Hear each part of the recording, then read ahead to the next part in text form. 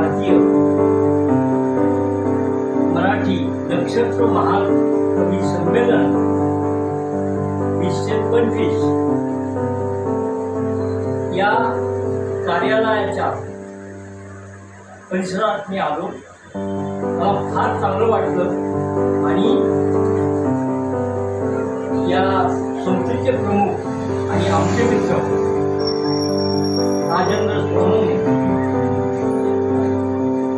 मित्र 25 वर्ष झाली. 25 वर्षापूर्वी या पिंपरी चिंचवड शहरामध्ये काही सुद्धा नव्हतं.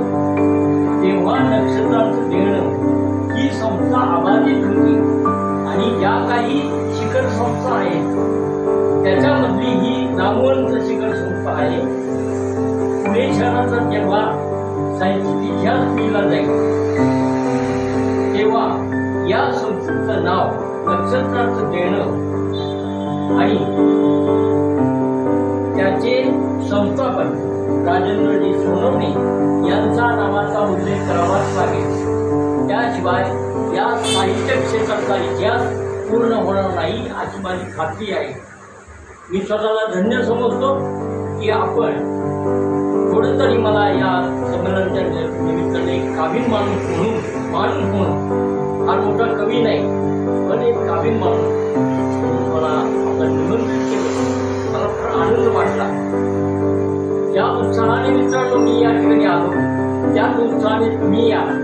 तुमचं खात्रीपूर्वक सांगतो की आपला आदर मित्र आणि आपल्याला साहित्यिक मेजवानी या साहित्य संमेलनात नक्की मिळेल.